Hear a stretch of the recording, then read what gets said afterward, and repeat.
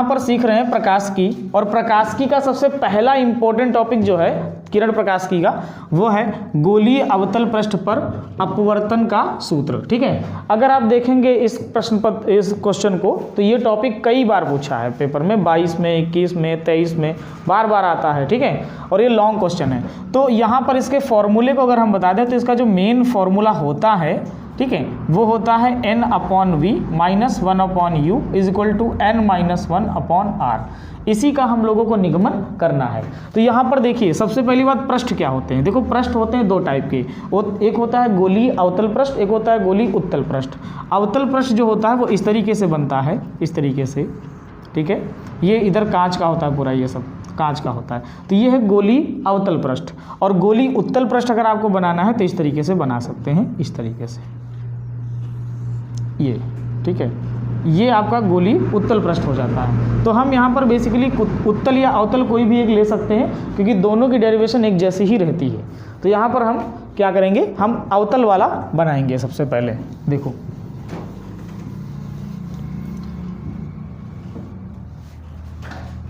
यहाँ पर चित्र बनाते हैं पहले। देखिए, सबसे पहले चित्र बनाएंगे।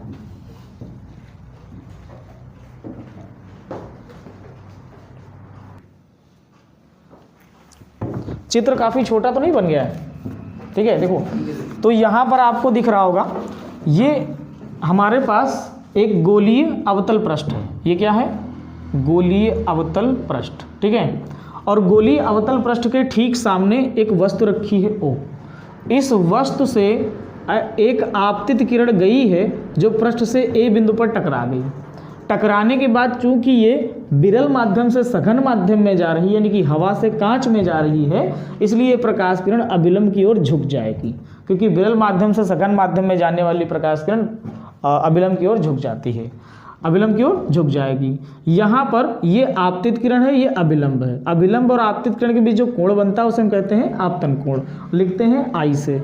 ये है अपवर्तित किरण। अपवर्तित किरण और अभिलंब के बीच जो कोण बन रहा है वो है R, जिसे हम कहते हैं अपवर्तन कोण। ये कोण और ये कोण बराबर होंगे, क्योंकि शीर्षाभिमुख कोण है। ठीक है, यहाँ पर एक लंब खींचेंगे मुख्य अक्ष पर, जो लंब की ऊंचाई क्या मान लेंगे, h। ये है वस्तु, ये है उसका बना हुआ प्रतिबिंब, जो कि हमने इसको पीछे खींचकर बनाया है। ये प्रतिबिंब है, ये वक्रता केंद्र है। ये वक्रता केंद्र और ध्रुव के बीच की दूरी वक्रता त्रिज्या है। ध्रुव से प्रतिबिंब तक की दूरी v है, ध्रुव से वस्तु तक की दूरी u है। इतनी चीज़ें आपने सीख ली। इसके अलावा ध्यान रखिएगा, इसे हम मूल बिंदु मान सकते हैं। उधर की चीज़ें प्लस में ली जाएंगी, इधर की चीज़ें माइनस में ली जाएंगी। ऊपर की चीज़ें प्लस में ली जाएंगी, नीचे की चीज़ें माइनस में ली जाएंगी। ये है इसका बेसिक। अब बेसिक के बाद में हम अगर ध्यान से देखें, तो यहाँ पर कुछ कोण भी हमें मानने होते हैं। जैसे इस कोण को हम मानते हैं अल्फा, इस कोण को हम मानते हैं बीटा, इस कोण को हम मानते हैं गामा, लास्ट वाले को। इस तरीके से हमने मान लिए अल्फा, बीटा, गामा। अब आपको एक त्रिभुज दिख रहा होगा, त्रिभुज है, त्रिभुज AOM, AOP कह सकते हो या AOM भी कह सकते हो। ठीक है, दोनों ले सकते हैं हम, AOM भी और AOP भी। तो हम यहाँ पर ट्रायंगल ले लेंगे। तो पहला ट्रायंगल लगाएंगे, त्रिभुज AOC ले लो पहले, C, त्रिभुज AOC में, त्रिभुज AOC में, और इसमें बेटा लगा दो बहिष्कोण की प्रमेय। अब ये बहिष्कोण प्रमेय कैसे लगेगी? तो देखो, यहाँ पर ध्यान से देखो, ये है आपका त्रिभुज, त्रिभुज, यहाँ पर देखो ये है अल्फा, ये पूरा कोण है I, और बाह्य कोण इसको छोड़ दीजिए, इसको देखिए, बाह्य कोण क्या है, गामा है। तो बहिष्कोण प्रमेय कहती है कि जो गामा का मान होगा वो अल्फा और I के जोड़ के बराबर होगा, अल्फा और I के जोड़ के बराबर होगा, योग के बराबर होगा। ठीक है, तो यहाँ पर क्या करेंगे, यहाँ पर लिखेंगे गामा बराबर अल्फा प्लस I। यहाँ से I का मान तुम प्राप्त कर सकते हो। I बराबर क्या आ जाएगा, I बराबर आ जाएगा गामा माइनस अल्फा। I बराबर क्या आ जाएगा, गामा माइनस अल्फा। और इसको हम मान लेंगे समीकरण 1। क्या मान लेंगे, समीकरण 1। अब इसके बाद में देखो, अगला ट्रायंगल तुम्हें क्या दिख रहा है, ICA दिख रहा है। तो अगला ट्रायंगल लेंगे ICA, ट्रायंगल ICA। ध्यान से देखना इस ट्रायंगल में, इस ट्रायंगल में तुम्हें कितने कोण दिख रहे हैं, 2 कोण दिख रहे हैं। एक दिख रहा है बीटा, एक दिख रहा है R, और बाहरी क्या दिख रहा है, गामा। ध्यान से देखो, तो ICA मिला, ICA, ये है बीटा, ये है R, ये है गामा।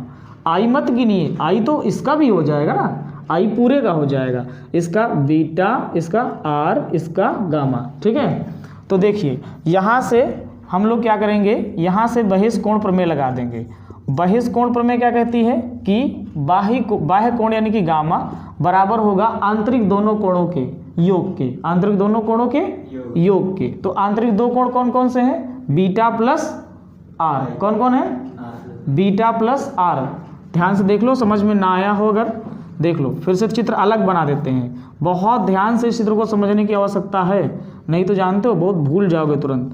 देखो इसको इस तरह बना दिया हमने, अगर ध्यान से देखो तो बाह्य कोण कौन सा है, गामा, आंतरिक कोण कौन सा है, बीटा, अंदर का कोण कौन सा है, आर। तो अब देखिए ये वाला इन दोनों के जोड़ के बराबर होगा, आया समझ में। तो लिख देंगे गामा बराबर बीटा प्लस आर, समझ में आया, ठीक है। यहाँ से किसका मान निकाल लोगे, आर का, किसका निकाल लोगे, आर का, अपवर्तन कोण का मान। तो आर बराबर क्या आ जाएगा, इसको इधर बुला लो, गामा माइनस बीटा। समीकरण क्या बन गया, 2। अभी तक है, ठीक है। आगे देखो, अब आपने इतना निकाल लिया, अब यहाँ से आपको क्या करना है, स्नेल का नियम लगा देना है। किसका, स्नेल का नियम, ठीक है। देखो स्नेल का नियम लगाएंगे तो लिखेंगे अब स्नेल के नियम से, ठीक है।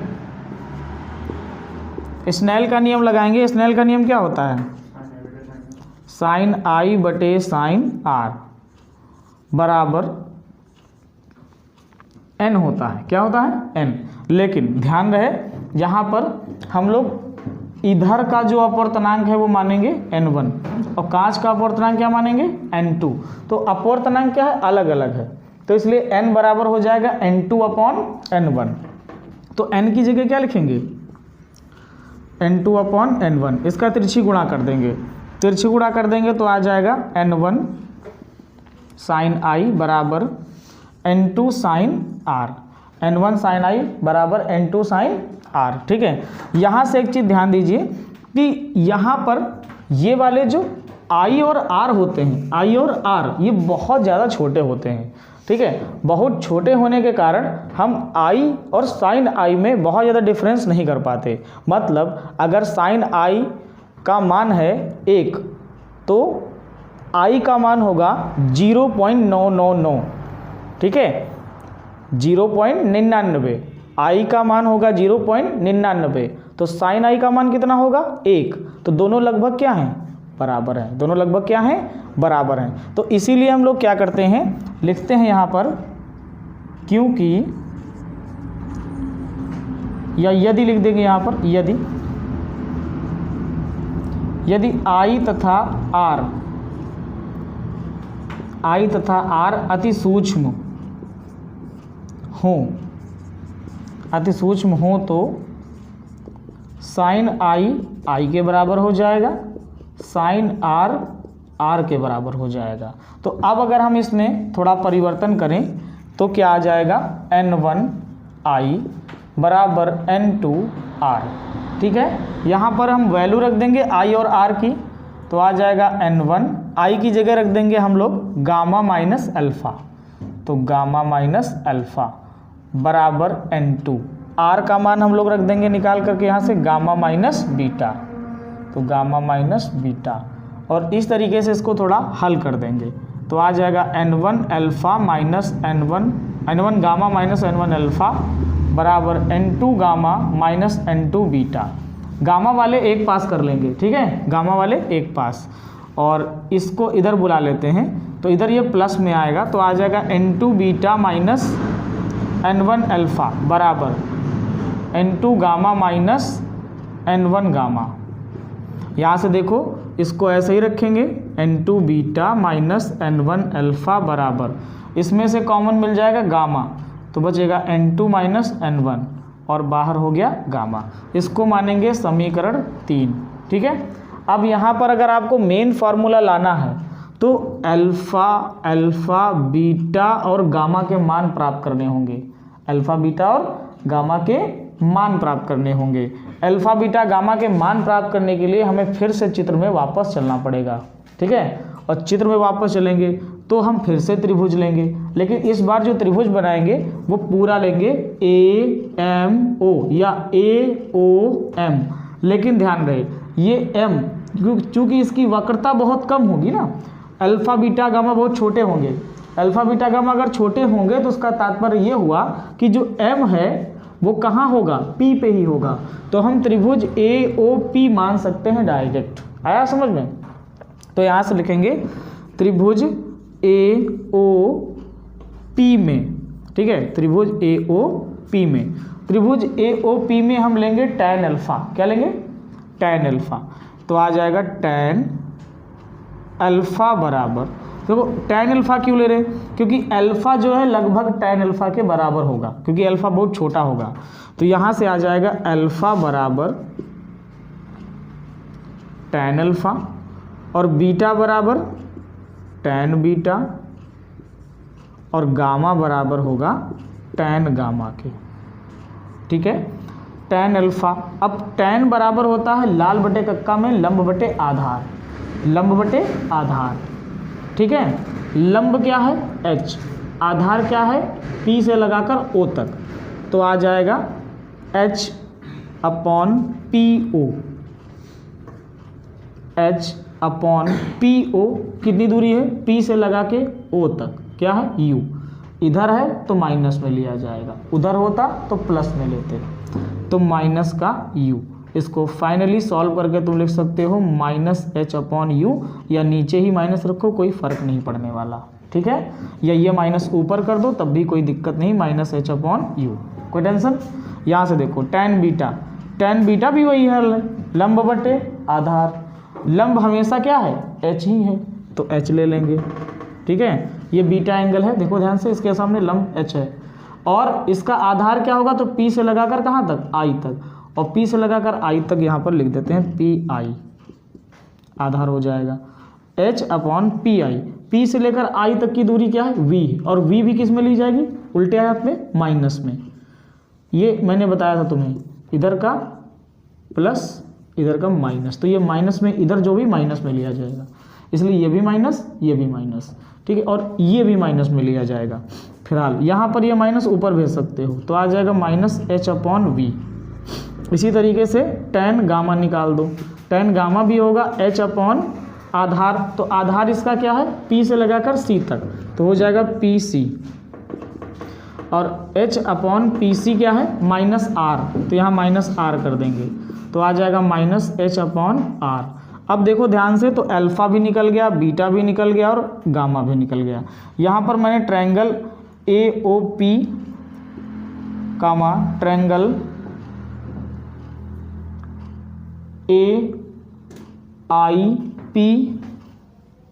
AIP तथा ट्रायंगल ACP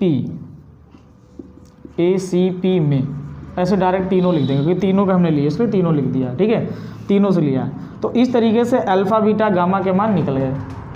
अब ये जो भी अल्फ़ा बीटा गामा के मान निकले हैं, ये हम समीकरण 3 में रख देंगे और हल कर देंगे। चित्र का अब काम समाप्त हो गया, अब चित्र का कोई काम नहीं, इसलिए हम चित्र को मिटा रहे हैं। ठीक है, अब चित्र का यहाँ कोई काम नहीं है। देखो, तो देखिए यहाँ से अब क्या होगा, यहाँ से लिखेंगे अल्फ़ा कामा बीटा कामा गामा के मान समीकरण 3 में रखने पर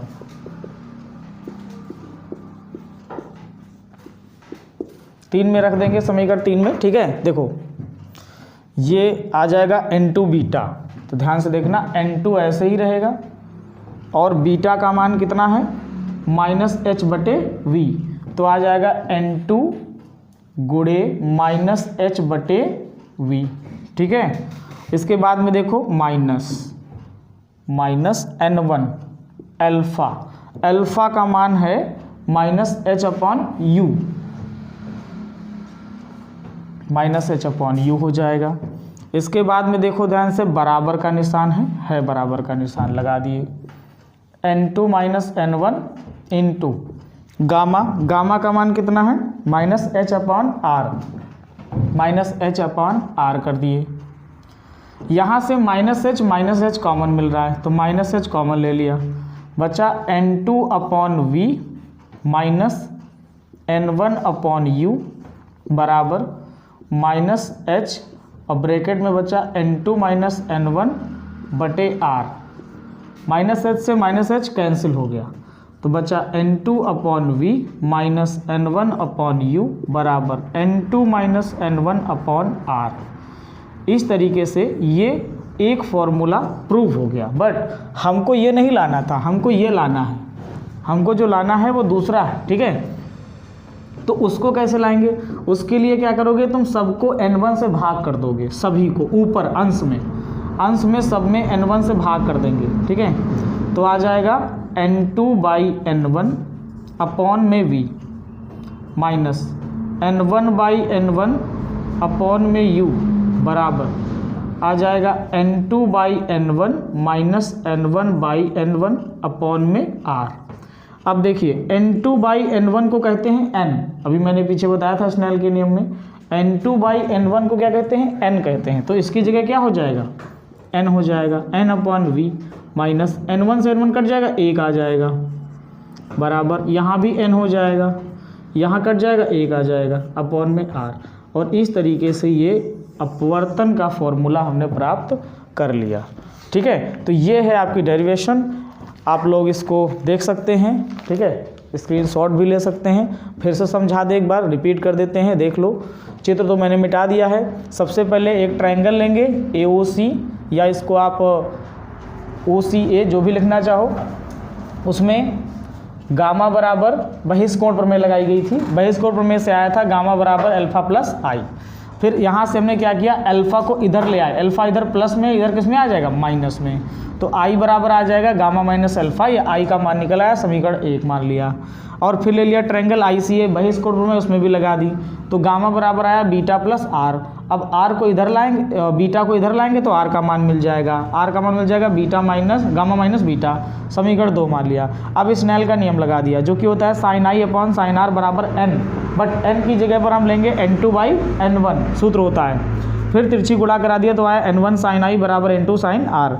यदि आई व आर अति सूक्ष्म हो तो साइन आई के बराबर, साइन आर के बराबर हो जाएगा। तो हमने क्या किया, यहाँ पर सूक्ष्म वाली कंडीशन लेकर साइन आई की जगह आई कर दिया, साइन आर की जगह आर कर दिया, देख सकते हो इस तरीके से। उसके बाद में हमने क्या किया, समीकरण 1 और समीकरण 2 से आई और आर मान क्या किए, रख दिए, रख करके गुणा कर दिया तो ये आ गया।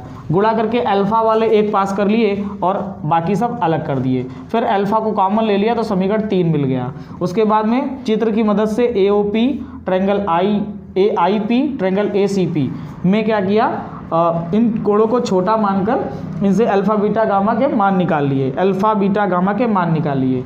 तीनों के मानों को समीकरण 3 में फिट कर दिया, रख दिया, तो उससे एक फार्मूला मिल गया जिसको हम अपवर्तन का सूत्र कहते हैं। लेकिन हमें अपवर्तन का सूत्र थोड़ा और सटीक तरीके से प्राप्त करना था, तो हमने क्या किया, ऊपर सबको n1 से भाग दे दिया।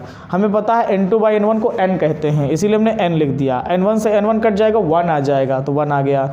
यहाँ देखो n2/n1 फिर से n हो जाएगा, n1 से n1 कट जाएगा तो n आ जाएगा, और इस तरीके से हमारे पास फार्मूला प्राप्त हो गया, ठीक है। हम लोग लेंस मेकर सूत्र का चित्र बनाएंगे। चित्र कैसे बनाएंगे, देखो सबसे पहले बनाएंगे एक उत्तल लेंस, ठीक है, एक उत्तल लेंस बनाएंगे। और इस उत्तल लेंस के सामने एक वस्तु यहाँ पर रखी है, O नाम की वस्तु, ठीक। इस वस्तु से एक प्रकाश किरण इस लेंस पर आपतित होती है। ये जो लेंस है इसका प्रतिबिंब I डैश पर बनाता है, यहाँ इस तरफ I डैश पर बनाता है। ये जो I डैश है वो यहाँ पर से अगर नापा जाए तो इसका ध्रुव ये हो जाएगा P1 और ये ध्रुव हो जाएगा इस पृष्ठ का P2। तो देखो यहाँ से वस्तु तक की जो दूरी होती है वो हम किससे लिखते हैं बेटा, U से। किससे? U से। तो ये U हो जाएगा वस्तु की दूरी, ठीक है। और यहाँ से यानी P1 से इसके प्रतिबिंब की दूरी को हम लोग लिखेंगे V डैश, क्योंकि दो प्रतिबिंब यहाँ बनेंगे। वो कैसे? देखो ये जो I डैश बन रहा है ये है तो प्रतिबिंब किसका, इस पृष्ठ का है, और इस पृष्ठ की वक्रता त्रिज्या हम क्या मानेंगे, R1, और इस पृष्ठ की वक्रता त्रिज्या R2, ठीक है।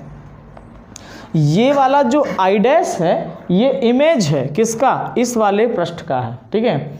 इस वाले सरफेस का इमेज क्या है, I डैश, और इस वाले इमेज के लिए ये ऑब्जेक्ट का काम करेगा, वस्तु का काम करेगा, और ये वाला पृष्ठ इसकी प्रतिबिंब को कहीं अलग बनाएगा। कहाँ बनाता है? तो इसका प्रतिबिंब इधर ही बन जाता है, यहाँ पर, ठीक है। ये हो जाएगा I। तो I क्या है, लास्ट प्रतिबिंब है, अंतिम प्रतिबिंब है जो सेकंड पृष्ठ से बन रहा है, ठीक। तो ये हो गया, ध्यान रखना इसकी दूरी हम मानते हैं P2 से V। लेंस की मोटाई यहाँ पर इग्नोर की जाती है, हालांकि T मानेंगे बट उसे हम इग्नोर कर सकते हैं, ठीक है, मतलब उसे नगण्य मानकर लास्ट में छोड़ देंगे। यहाँ पर देखिए कि चीज़ों को अच्छे से समझ लेना। पहले पृष्ठ के लिए, पहले पृष्ठ, ठीक है, पहले पृष्ठ के लिए, पहले पृष्ठ के लिए जो वस्तु है वो कौन है, O, और प्रतिबिंब कौन है, प्रतिबिंब है I डैश। और दूसरे पृष्ठ के लिए, दूसरे पृष्ठ के लिए वस्तु क्या है, वस्तु है I डैश, और प्रतिबिंब क्या है, I, ठीक है। ये ध्यान रखना है, दो दो यहाँ वस्तुएं हैं और दो दो प्रतिबिंब हैं, ठीक है। I डैश एक बार प्रतिबिंब का काम करेगा और एक बार वस्तु का काम करेगा। इस पृष्ठ का प्रतिबिंब है और इस पृष्ठ का वस्तु है, ठीक है। तो अब हम यहाँ पर पहले पृष्ठ के लिए अपवर्तन का सूत्र लगाएंगे। तो यहाँ लिखेंगे पहले पृष्ठ के लिए अपवर्तन के सूत्र से, अपवर्तन के सूत्र से। अपवर्तन का सूत्र अभी प्रूफ कराया गया था, क्या होता है बताओ अखिलेश? अपवर्तन का सूत्र N/V माइनस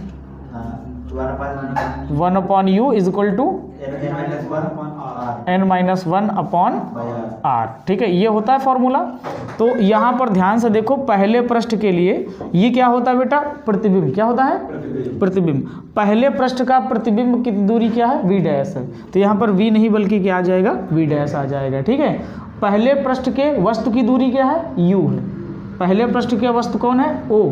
पहले पृष्ठ के लिए वस्तु कौन है, O, और O तक की दूरी क्या है, U। तो U की जगह U ही रहेगा। आया समझ में? इसके अलावा N-1/R, तो पहले पृष्ठ की वक्रता त्रिज्या क्या मानी गई थी, R1। तो यहाँ R नहीं बल्कि क्या हो जाएगा, R1 हो जाएगा। कोई समस्या? इसको हम मानेंगे क्या, समीकरण 1। इसके बाद में लिखेंगे दूसरे पृष्ठ, दूसरे पृष्ठ के लिए वही अपवर्तन के सूत्र से, ठीक है। तो अब दूसरे पृष्ठ में जब हम जाएंगे तो याद रखेंगे कि n की जगह n नहीं लिखेंगे। दूसरे पृष्ठ के लिए ध्यान रखना कि n की जगह हम लोग लिखते हैं 1/n। क्यों लिखते हैं? क्योंकि अभी तक क्या था, प्रकाश किरण वायु से कांच में जा रही थी, बट जब इसकी बात करेंगे तो कांच से किस में आएगी, वायु में, इसलिए उल्टा हो जाएगा। आप कह रहे हो सर 1/, क्यों कर रहे हो? आप ये कर देते N2/N1, ठीक है। दरअसल बात ये है कि वायु है ना, तो वायु में जा रहा है, तो वायु के लिए क्या लेते हैं, 1 लेते हैं। क्या लेते हैं, 1, इसीलिए 1/n आ जाएगा। तो यहाँ पर आ गया n बराबर 1/n, मतलब जहाँ n है वहाँ 1/n हम लोग लिखेंगे, कोई टेंशन। अब आगे देखो, दूसरे पृष्ठ के लिए n की जगह क्या होगा, 1/n, 1/n, ठीक है। V डैश नहीं बल्कि यहाँ V होता है मेन सूत्र में। मेन सूत्र में क्या होता है, V क्या होता है, वस्तु नहीं, प्रतिबिंब की दूरी। दूसरे पृष्ठ के प्रतिबिंब की दूरी क्या है, v है तो v की जगह v रहेगा, चेंज नहीं होगा। समझ में आया? इसके बाद में -1/u, वस्तु की दूरी को u कहते हैं। लेकिन यहाँ वस्तु की दूरी कितनी है? यहाँ वस्तु की दूरी, ये वस्तु है पहले पृष्ठ का, दूसरे पृष्ठ के लिए वस्तु कौन है? i dash. और दूरी कहाँ से लेंगे? P2 से। कहाँ से? P2 से दूरी लेंगे। तो यहाँ P2 से i डैश तक की दूरी दी है कि नहीं दी है? तो कहोगे सर नहीं दी है। नहीं दी है, क्यों नहीं दी है? क्योंकि ये दूरी दी है v डैश, तो कि कहाँ से है? P1 से। तो P2 से अगर निकालना है तो हम v डैश में से माइनस करेंगे कितना? t, जो कि लेंस की मोटाई होगी। बट हम क्या कहते हैं कि लेंस की मोटाई को इग्नोर कर दिया जाता है, ठीक है। तो लेंस की मोटाई को अगर हम इग्नोर कर देंगे, ठीक, तो v डैश आ सकता है उसकी जगह। क्या आ सकता है? v dash. लिखेंगे एक बार ऐसे, v डैश माइनस टी। क्या लिखेंगे? v डैश माइनस टी, ठीक है, बराबर यहाँ पर आ जाएगा 1/n माइनस 1 में r2, ठीक है। इसको थोड़ा हल करेंगे। ये समझ में आया कि n की जगह 1/n क्यों लिया? क्योंकि अब प्रकाश किरण कांच से किस में आ रही है? वायु में आ रही है, यानी सघन माध्यम से विरल माध्यम में। v डैश माइनस टी क्यों किया? क्योंकि ये पूरी लंबाई कितनी थी? v dash. हमें सिर्फ इतनी ज्ञात करनी, तो इतनी ज्ञात करने के लिए हम पूरे में से t को क्या करेंगे? घटा देंगे। समझ में आया? इसके बाद में क्या करते हैं? इसको गुणा कराते हैं। तो आपको पता है तीसरे नंबर की चीज़ कहाँ चली जाएगी? ऊपर चली जाएगी। तो v/, आ जाएगा क्या? n माइनस, यहाँ पर इसको छोड़ देंगे t को, तो आ जाएगा 1/v डैश बराबर, यहाँ बटे में 1 मानकर लासा क्या लेंगे? n, तो ऊपर हो जाएगा 1 माइनस n। कोई टेंशन? और अपॉन में क्या हो जाएगा बेटा? r2, ठीक। यहाँ तक तो कोई समस्या नहीं क्रिएट होनी चाहिए। अब हम क्या करेंगे? अब हमको यहाँ से एक गलती हो रही है, यहाँ लासा न लो, यहाँ से लासा न लो। बताएं, यहाँ से इस n को ख़त्म करो।